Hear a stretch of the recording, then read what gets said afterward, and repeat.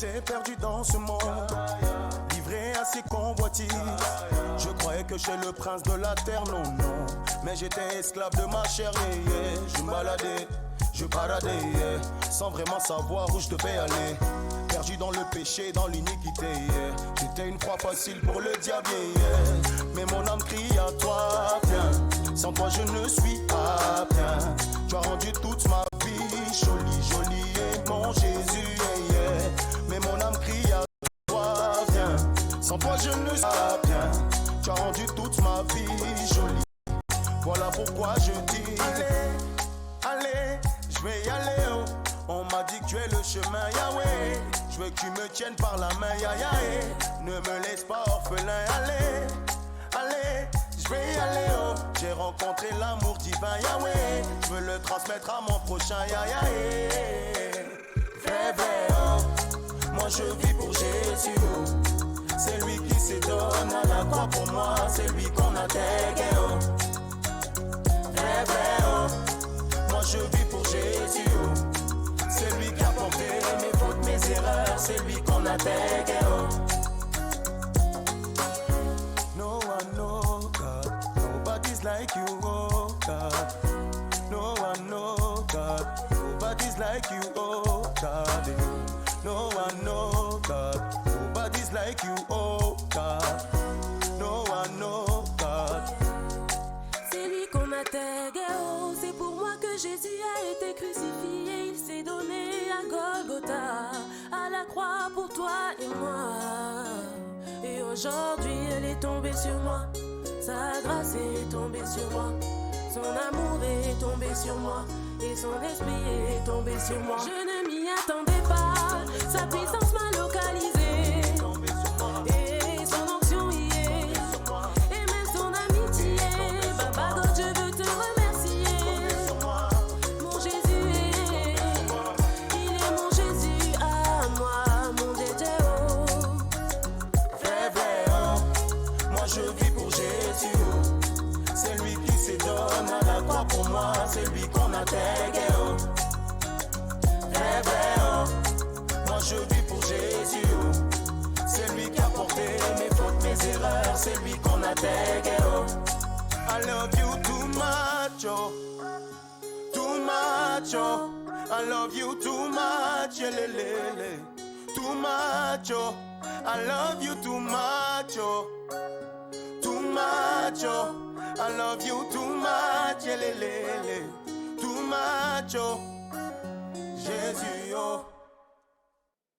Bonjour à toutes et à tous, bienvenue pour cette nouvelle vidéo intitulée « Notre Dieu est un Dieu de miséricorde ». Je répète, notre Dieu est un Dieu de miséricorde. Merci aux serviteurs Pierre et Daisy pour leur musique pour Jésus. Oui, le Seigneur est le chemin, la vérité et la vie. Il est tout pour nous. Gloire à Dieu. Alors, la question que nous allons nous poser aujourd'hui, c'est jusqu'où peut aller la miséricorde de notre Dieu? Alors, la Bible nous dit, au psaume 103, verset 8, « L'Éternel est miséricordieux et compatissant, lent à la colère et riche en bonté. » J'aimerais vous parler aujourd'hui de la miséricorde de notre Dieu. J'aimerais encourager et exhorter les gens fatigués à se tourner vers le Seigneur, peu importe ce qu'ils ont fait, car notre Dieu est un Dieu de miséricorde. Nous allons au travers de cette prédication, bien entendu, nous baser sur la parole de Dieu, sur la Bible, et nous allons tout d'abord voir que le plan de Dieu pour nous sauver est un plan de miséricorde. Son plan est miséricorde. Nous allons ensuite voir que même dans notre marche de chrétien, si nous tombons, si nous trébuchons, Dieu nous relèvera et nous sauvera. Gardez la foi en Jésus-Christ. Alors, notre Dieu est un Dieu de miséricorde. Il peut et il veut te pardonner. Oui, il peut et il veut. On le lit donc par exemple dans l'évangile de Jean, peut-être la partie de la Bible qui est la plus connue, évangile de Jean chapitre 3 versets 16 à 18, nous lisons « Car Dieu a tant aimé le monde qu'il nous a donné son Fils unique, afin que quiconque croit en lui ne périsse point, mais qu'il ait la vie éternelle. Dieu en effet n'a pas envoyé son Fils dans le monde pour qu'il juge le monde, mais pour que le monde soit sauvé par lui. Vous voyez, le Seigneur est venu pour nous sauver, par amour. C'est un plan de miséricorde. Il a compassion de nous. Il pardonne. Merci Seigneur. C'est son plan vraiment, c'est vraiment un plan de miséricorde. Il nous délivre de la colère à venir par la foi en son Fils Jésus-Christ, parce que Jésus-Christ porte nos péchés à la croix. Donc l'Épître aux Éphésiens nous dit, c'est par grâce que vous êtes sauvés par le moyen de la foi. Donc on est sauvé, oui, par la miséricorde de notre Seigneur. Sans sa miséricorde, sans sa bonté, sans son amour, pas de salut. Il n'y aurait pas de salut parce que nous avons tous péché et nous sommes tous privés de la gloire de Dieu. Voilà. Donc, la croix, vraiment, c'est un acte de miséricorde et un acte d'amour. Donc oui, notre Dieu, bien entendu, est miséricorde et et aime la miséricorde. Et sa miséricorde n'a pas de limite, vraiment. Merci Seigneur. Le Seigneur Jésus n'aime pas le péché, mais il aime les pécheurs que nous sommes. Merci Seigneur pour cette miséricorde. Le psaume 103 nous dit, donc nous allons le lire ensemble, pour voir à quel point la miséricorde de notre Seigneur est grande. Donc nous prenons le psaume 103, donc de David, « Mon âme bénit l'Éternel. Que tout ce qui est en moi bénisse son saint nom. Mon âme bénit l'Éternel et n'oublie aucun de ses bienfaits. C'est lui qui pardonne toutes tes iniquités, qui guérit toutes tes maladies. C'est lui qui délivre ta vie de la fausse, qui te couronne de bonté et de miséricorde. C'est lui qui rassasie de bien ta vieillesse, qui te fait rajeunir comme l'aigle. L'Éternel fait justice, il fait droit à tous les opprimés. Il a manifesté ses voies à Moïse, ses œuvres aux enfants d'Israël. L'Éternel est miséricordieux et compatissant, lent à la colère et riche en bonté. Il ne conteste pas sans cesse, il ne garde pas sa colère à toujours. Il ne nous traite pas selon nos péchés, il ne nous punit pas selon nos iniquités. Oui, il ne nous punit pas selon nos iniquités, puisqu'il nous fait miséricorde. Merci Seigneur. Excusez-moi, je reprends.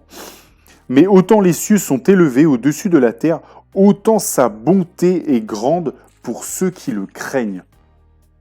Autant l'Orient est éloigné de l'Occident, autant il éloigne de nous nos transgressions. Vous voyez, il les éloigne. Merci Seigneur. Comme un père a compassion de ses enfants, l'Éternel a compassion de ceux qui le craignent, car il sait de quoi nous sommes formés. Il se souvient que nous sommes poussière. L'homme, ses jours sont comme l'herbe, il fleurit comme la fleur des champs. Lorsqu'un vent passe sur elle, elle n'est plus, et le lieu qu'elle occupait ne la reconnaît plus. Mais la bonté de l'Éternel dure à jamais pour ceux qui le craignent, et sa miséricorde pour les enfants de leurs enfants. Vous voyez, vraiment, ça va jusqu'à nos enfants. Vous voyez, c'est les enfants de nos enfants. Merci Seigneur. Pour ceux qui gardent son alliance et se souviennent de ses commandements afin de les accomplir. L'Éternel a établi son trône dans les cieux et son règne domine sur toutes choses. Bénissez l'Éternel, vous ses anges qui êtes puissants en force et qui exécutez ses ordres en obéissant à la voix de sa parole. Bénissez l'Éternel, vous toutes ses armées qui êtes ses serviteurs et qui faites sa volonté. Bénissez l'Éternel, vous toutes ses œuvres, dans tous les lieux de sa domination, mon âme bénit l'Éternel. Donc vous voyez vraiment ici un psaume qui est vraiment orienté sur la bonté, sur la miséricorde de notre Dieu. Donc oui, notre Dieu est compatissant et plein de miséricorde. Merci Seigneur. Donc, notre Dieu pardonne. Il ne se lasse pas de pardonner. Merci Seigneur. J'aimerais vous dire aujourd'hui que Dieu a pardonné un grand nombre de fois au peuple d'Israël. Donc pendant le récit, pendant l'histoire de l'Ancien Testament. Donc après avoir sorti le peuple d'Israël d'Égypte, il leur a donné, Moïse les a guidés hors d'Égypte dans le désert pendant 40 ans, puis ils sont venus dans le pays que l'Éternel leur avait donné en possession. Et petit à petit, ils ont de moins en moins observé les commandements de l'Éternel, ils se sont détournés. Le Seigneur, à chaque fois, il a envoyé au début donc des juges pour que les juges ramènent son peuple vers lui, etc., etc. Donc à chaque fois qu'il y avait désobéissance, qu'il y avait péché envers le Seigneur, à chaque fois, il a envoyé des signes, et donc du coup des juges pour les ramener à lui, pour les ramener à son obéissance. Il leur a fait à chaque fois miséricorde. Il a chaque fois eu compassion d'eux. toujours, et ça continue encore aujourd'hui.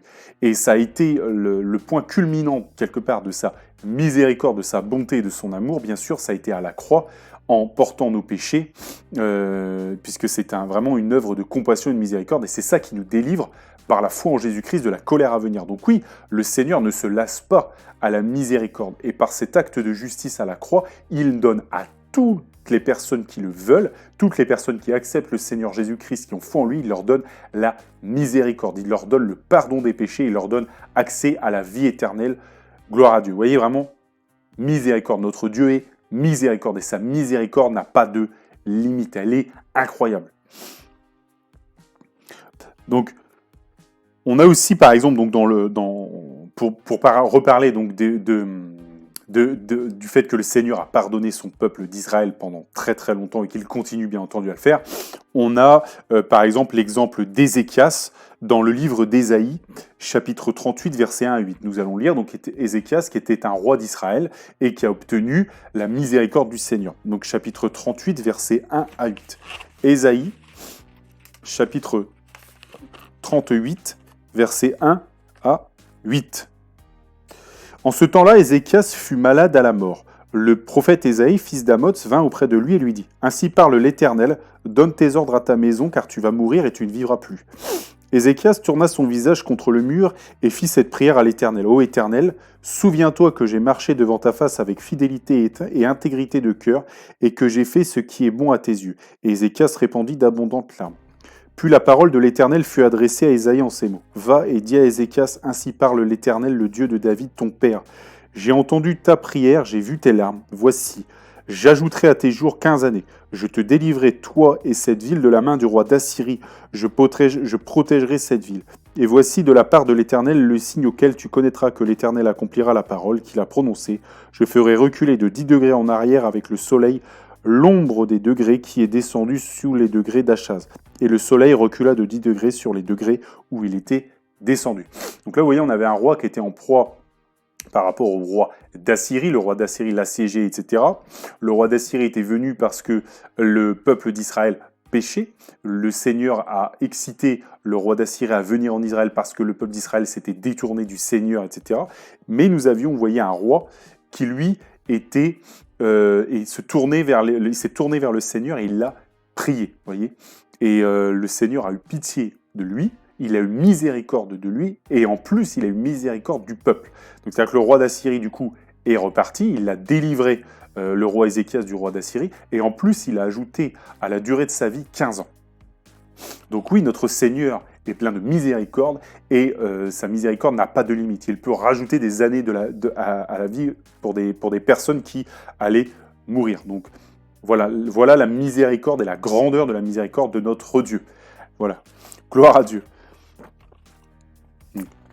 Il prend, encore une fois, plaisir à la miséricorde, et son plan est un plan de miséricorde. Rappelez-vous le psaume 103, verset 8. « L'Éternel est miséricordieux et compatissant, lent à la colère et riche en bonté. » On peut lire aussi dans le livre d'Ésaïe, chapitre 1, verset 18, « Venez et plaidons, dit l'Éternel, si vos péchés sont comme le cramoisi, ils deviendront blancs comme la neige. S'ils sont rouges comme le pourpre, ils deviendront comme la laine. » Vous voyez, le Seigneur vraiment lave les gens de leurs péchés, lave les gens de leurs transgressions dans sa miséricorde, dans sa bonté, dans son amour par la foi en Jésus-Christ. Vraiment, c'est un plan de sauvetage, de miséricorde par notre Seigneur Jésus-Christ. Il est encore temps d'y entrer. La porte d'entrée est encore là. Donc, pour ceux qui n'ont pas encore tourné leur cœur vers le Seigneur Jésus-Christ, bien entendu, je vous invite à le faire, parce que la miséricorde de Dieu, à un moment donné, va prendre fin quand il y aura l'enlèvement de l'Église. Et à ce moment-là, la porte du salut par le Seigneur Jésus-Christ sera fermée. C'est bien, je vous renvoie à cette histoire des vierges sages, et des vierges folles, les vierges sages qui étaient arrivées au bon moment, et les vierges folles qui sont arrivées après au mauvais moment. Donc notre Dieu est un Dieu de miséricorde. Il l'a même dit donc à d'autres passages. Il l'a dit par exemple à Moïse. Et cela est repris par l'apôtre Paul, animé du Saint-Esprit, dans l'Épître aux Romains, chapitre 9, verset 15. Première Épître aux Romains, chapitre 9, verset 15. Nous lisons « Car il dit à Moïse, je ferai miséricorde à qui je fais miséricorde, et j'aurai compassion de qui j'ai compassion. » Donc Dieu veut avoir compassion de toi, il veut avoir compassion de nous, il veut avoir compassion de moi. Tourne ton regard vers le Seigneur et demande-lui pardon si tu es tombé et il va te pardonner. Reviens à lui si tu t'es éloigné, comme ça a pu arriver au peuple d'Israël, et il va te pardonner, comme on l'a vu avec le roi Ézéchias. Et vous voyez, le Seigneur, en disant ici qu'il fera miséricorde à qui il fait miséricorde, vraiment il ouvre la voie en fait à la miséricorde. Il prend plaisir à la miséricorde. Et donc du coup, il ouvre une voie pour la miséricorde, pour que sa miséricorde ne soit pas limitée selon le bon plaisir de sa volonté. C'est vraiment ça qu'il faut comprendre aussi dans ce passage. Donc on voit aussi dans le livre de l'Exode, chapitre 20, versets 1 à 6, alors Dieu prononça toutes ces paroles en disant. Donc là, il va réciter, bien entendu, il va donner les commandements. Je suis l'Éternel ton Dieu, qui t'ai fait sortir du pays d'Égypte, de la maison de servitude. Donc, premier commandement, tu n'auras pas d'autre Dieu devant ma face. Tu ne feras point d'image taillée, ni de représentation quelconque des choses qui sont en haut dans les cieux, qui sont en bas sur la terre, et qui sont dans les eaux plus bas que la terre. Tu ne te prosterneras pas devant elles, et tu ne les serviras point, car moi, l'Éternel ton Dieu, je suis un Dieu jaloux, qui punit l'iniquité des pères et des enfants jusqu'à la 3e et la 4e génération. Et qui fait miséricorde jusqu'en 1000 générations à ceux qui m'aiment et qui gardent mes commandements. Vous voyez, la première caractéristique du Seigneur, oui, c'est un Dieu jaloux. Il veut l'exclusivité. Bien entendu, avec l'amour qu'il nous donne, avec la miséricorde qu'il nous donne, avec la bonté qu'il nous donne, dont il nous chérit, oui, le Seigneur, en retour, il veut l'amour, il veut l'exclusivité, il veut que nous l'aimions, il veut que nous ayons foi en Jésus-Christ. Et la deuxième chose que nous voyons, vous voyez, c'est qu'il fait compassion jusqu'en 1000 générations à ceux qui m'aiment et qui gardent mes commandements. Vous voyez, 1000 générations, donc c'est, admettons qu'une génération dure 50 ans, imaginez 1000 générations. Donc forcément, ça remonte depuis Adam. Donc c'est vraiment, il prend plaisir à la miséricorde. Et ceux qui gardent les commandements du Seigneur sont bénis par sa miséricorde. Et même leurs enfants peuvent encore une fois être bénis. Vous voyez, le Seigneur ici ouvre la porte parce qu'il fait miséricorde jusqu'en 1000 générations. Rendez-vous compte, c'est vraiment formidable. Donc vous voyez, avec le passage que nous venons de lire jusqu'avant, qu'il fera miséricorde à qui il fait miséricorde, et qui fait miséricorde à ceux qui gardent ses commandements jusqu'en 1000 générations, on comprend bien que, bien entendu, là, la miséricorde de notre Seigneur n'a aucune limite. Et nous, en tant que chrétiens, parce que nous observons ses commandements, on ouvre aussi la porte à la miséricorde pour nos enfants, les enfants de nos enfants, etc. Vous voyez, on ouvre une porte. Bien sûr, après, le Seigneur décide, le Seigneur dispose, le Seigneur demande que nous l'aimions, mais encore une fois, c'est un appel du Seigneur ici à la miséricorde. Donc gardez courage, gardez espoir, même si parfois nous tombons, nous chutons, repentons-nous, tournons-nous vers le Seigneur parce qu'il est Dieu et il prend plaisir à la miséricorde. Alors j'aimerais vous parler, pour illustrer la miséricorde de notre Dieu, d'un péché très grave. Donc, d'un péché qui est l'adultère, qui est finalement l'impudicité, c'est-à-dire une relation sexuelle, par exemple, hors mariage, en tout cas pour l'adultère avec une femme qui est déjà mariée, par exemple, ou un homme déjà marié. Donc là, l'adultère, on a du coup une femme ou un homme qui a couché avec quelqu'un d'autre alors qu'il est marié à quelqu'un d'autre. Voilà. Donc, la Bible nous dit, donc 1er Épître aux Corinthiens, chapitre 6, verset 18, « Fuyez l'impudicité, quelque autre péché qu'un homme commette, ce péché est hors du corps, mais celui qui se livre à l'impudicité pêche contre son propre corps. » Donc quand il y a impudicité, quand il y a par exemple adultère, il y a un engagement donc déjà moral, puisqu'on fait une faute morale, et en plus il y a un engagement physique, mais vraiment un engagement physique comment je peux dire, entier. Vous voyez, vraiment, on est vraiment un engagement moral et physique dans le péché. C'est pour ça que c'est un péché très grave. Et c'est bien ce que nous dit ici l'apôtre Paul, animé par le Dieu, le Saint-Esprit, fuyez l'impudicité, parce que ce péché est dans son corps.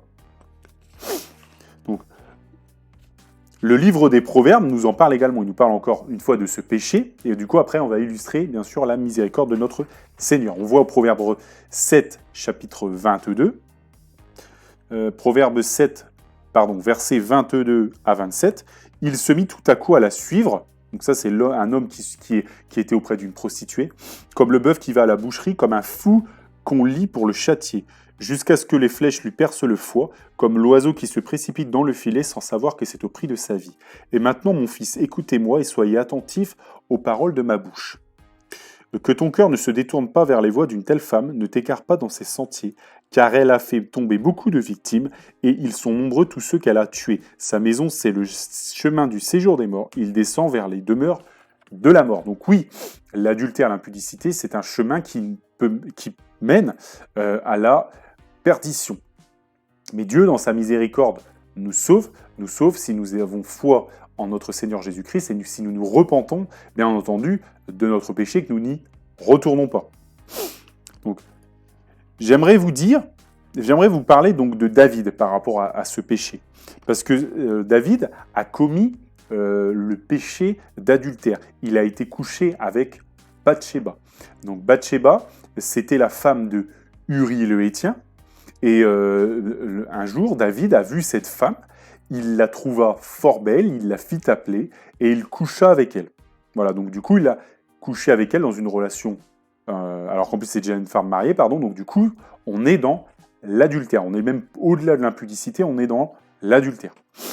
Donc, il a fait tuer son mari et en plus, il a pris, après du coup, donc il a fait tuer Uri le Héthien en le plaçant au milieu du combat, parce qu'Israël était en guerre, et du coup, Bathsheba étant veuve, il l'a ensuite pris pour femme. Et cela, bien entendu, a mis en colère notre Dieu, parce qu'il y a eu péché et il y a eu désobéissance au commandement du Seigneur, mais Dieu lui a pardonné, Dieu lui a fait miséricorde. Et je vais te montrer jusqu'où a été vraiment le zèle de la miséricorde de notre Dieu, jusqu'où ce zèle de la miséricorde de notre Dieu peut aller. Donc on lit tout ce que je viens de vous dire par rapport à l'adultère de David, nous lisons ça donc dans le deuxième livre de Samuel, chapitre 11, versets 1 à 15. Donc je vais le survoler rapidement. Deuxième livre de Samuel, chapitre 11, versets 1 à 15. Donc l'année suivante, au temps où les rois se mettaient en campagne, David envoya Joab avec ses serviteurs et tout Israël pour détruire les fils d'Ammon et pour assiéger Rabba. Mais David resta à Jérusalem. Un soir, David se leva de sa couche, et comme il se promenait sur le toit de la maison royale, il aperçut une femme qui se baignait et qui était très belle de figure. David fit demander qui était-ce, qui était cette femme, et on lui dit, n'est-ce pas Bathsheba, fille d'Éliam, femme, retenez bien ça, femme d'Uri le Héthien. Et David envoya des gens pour la chercher, elle vint auprès de lui, et il coucha avec elle. Après s'être purifiée de sa souillure, elle retourna dans sa maison. Cette femme devint enceinte et elle fit dire à David, « Je suis enceinte ». Bon, donc je continue et je reprends à partir du chapitre 12, du verset 12, pardon. David dit à Uri, donc Uri est revenu il a fait revenir en fait Uri le Héthien du front. Il a cherché David à cacher son péché. Il a voulu qu'Uri rentre chez lui pour qu'il couche avec sa femme et que son péché, quelque part, le fait que Bathsheba soit enceinte, ça soit caché, parce qu'Uri aurait cru que c'était son enfant. Mais Uri n'a pas voulu. Et donc du coup, on continue. David dit à Uri, reste ici encore aujourd'hui et demain je te renverrai. Et Uri resta à Jérusalem ce jour-là et le lendemain, David l'invita à manger et à boire en sa présence et il l'enivra. Et le soir, Uri sortit pour se mettre sur sa couche avec les serviteurs de son maître, mais il ne descendit point de sa maison. Donc vous voyez, le lendemain matin, David écrivit une lettre à Joab et l'envoya par la main d'Uri. Il écrivit dans cette lettre, placez Uri au plus fort du combat et retirez-vous de lui afin qu'il soit frappé et qu'il meure. Donc, Après avoir tenté de le renvoyer chez lui, ça n'a pas réussi. Il a tenté de le faire boire, de le renvoyer chez lui, ça n'a pas réussi. Et donc, du coup, il a envoyé une lettre à son commandant, à son général, à Joab, et il a mis Uri le Hétien au milieu plus fort du combat, et Uri est mort. Du coup, Bathsheba est devenue veuve, et il a pu se marier avec. Et donc, du coup, elle est tombée enceinte. Sauf que, vous voyez, ça a vraiment été très, très loin. Bon. Mais en tout cas, il y a eu adultère. Bien sûr, le Seigneur l'a vu. Le Seigneur qui sait tout, qui voit tout, l'a vu. Et il était très en colère. Mais il a quand même, parce que David a vraiment été touché, il s'est repenti, il a retourné vraiment son cœur vers le Seigneur. Le Seigneur, qui est riche en miséricorde, lui a pardonné. Et donc là, je vais aller plus en profondeur dans la parole. Si vous étudiez vraiment la Bible en profondeur, et vous voyez que Bathsheba et David ont eu un deuxième enfant. Ce deuxième enfant s'appelle Salomon. Salomon, c'était bien sûr c'était le plus grand roi. Vraiment, le Seigneur l'a béni à cause de son serviteur David. Pas parce que vraiment David l'a aimé, etc. Il l'a vraiment béni. Il a béni Salomon. Et mais il faut bien comprendre que Salomon est le fruit quelque part de l'union entre Bathsheba et David, vous voyez. Donc le Seigneur, quand il a fait miséricorde, il leur a pardonné, et son zèle va tellement loin quand il pardonne, qu'il a même élevé cet enfant, Salomon, qui quelque part n'aurait pas dû être là, parce que si Bathsheba serait restée avec Uri le Hétien, il est évident que David n'aurait pas eu d'enfant avec Bathsheba. Donc vous voyez, le zèle, la miséricorde de notre Seigneur, elle va même jusqu'aux enfants des enfants, vous voyez. Et la Bible nous dit, et ça va encore plus loin, la Bible nous dit dans l'évangile de Matthieu, donc au chapitre 1, verset 6 et suivant, nous avons la généalogie de notre Seigneur Jésus-Christ. Et on voit que Obed engendra Isaïe, Isaïe engendra David, le roi David engendra Salomon de la femme d'Uri. Vous voyez, on rappelle bien que c'est la femme d'Uri. Ensuite, ça continue, et ça finit sur Joseph engendra Jésus-Christ. Donc, Dieu a pardonné à David et il a élevé son enfant. Vraiment, déjà, il a élevé Salomon. Quelle miséricorde. Mais le Seigneur s'est incarné, et en partant de Salomon et de David, en fait, c'est le descendant d'après la descendance de David et de Bathsheba. Donc, vous voyez, vraiment, c'est une miséricorde incroyable. C'est-à-dire que d'une relation quelque part adultérienne, qui, bon, après, David s'est mis en règle, et en fait, dans la généalogie, si nous descendons, nous voyons le Seigneur Jésus-Christ. Donc, vous voyez, vraiment, le Seigneur Jésus-Christ s'est incarné, et si on remonte si on remonte en arrière, c'est vraiment d'une union, il est sorti d'une union, quelque part, qui n'aurait pas dû être là, qui n'était pas légitime. Mais puisque le Seigneur a pardonné à David, a pardonné à Bathsheba, parce qu'ils ont vraiment tourné leur cœur vers le Seigneur, alors Dieu ne s'est plus souvenu de ce péché et il leur a fait miséricorde. Miséricorde à quel point que lui, quand il est venu, notre Dieu, il s'est incarné en Jésus-Christ, et qui était issu de Salomon et donc de la postérité de David et de Bathsheba. Donc vous voyez jusqu'à quel point va la miséricorde de notre Dieu, même si à un moment donné il y a eu péché, il y a eu une relation qu'il n'aurait pas dû avoir, le Seigneur fait miséricorde et il avance, et vraiment il pardonne. Et vraiment le Seigneur Jésus-Christ est venu là. Donc vous voyez, ça illustre et ça montre à quel point il y a eu pardon et miséricorde de notre Seigneur envers David et Bathsheba. Donc Dieu vraiment est un Dieu de miséricorde, vraiment il a fait d'un acte abominable, par son pardon, quelque chose de formidable. Bien sûr, sa venue, son incarnation ici-bas. Gloire à Dieu. Vraiment, l'auriez-vous cru ? Auriez-vous cru que David et Bathsheba vraiment auraient pu être quelque part les ascendants du corps vraiment du Seigneur. Vous voyez, c'est vraiment dans la lignée en tout cas. C'est vraiment incroyable, quoi. Mon frère, ma sœur, vraiment, peu importe ce que tu as fait, Dieu est un Dieu de miséricorde et il prend plaisir à la miséricorde. Donc vraiment, tourne-toi vers lui et foi en Jésus-Christ et il te pardonnera. Encore une fois, j'ai illustré avec David, voyez à quel point il lui a pardonné parce que David l'aimait et a tourné son cœur vers lui. Donc la Bible dit, il y a plus de joie dans le ciel pour un pécheur qui repent, que pour 99 justes qui n'ont pas besoin de la repentance. Vraiment, le Seigneur fait miséricorde parce qu'il prend vraiment plaisir à des personnes qui tournent leur cœur vers lui vraiment et qui lui demandent pardon, qui demandent sa miséricorde. Va à la croix du Seigneur Jésus pour obtenir miséricorde, mon frère, ma sœur.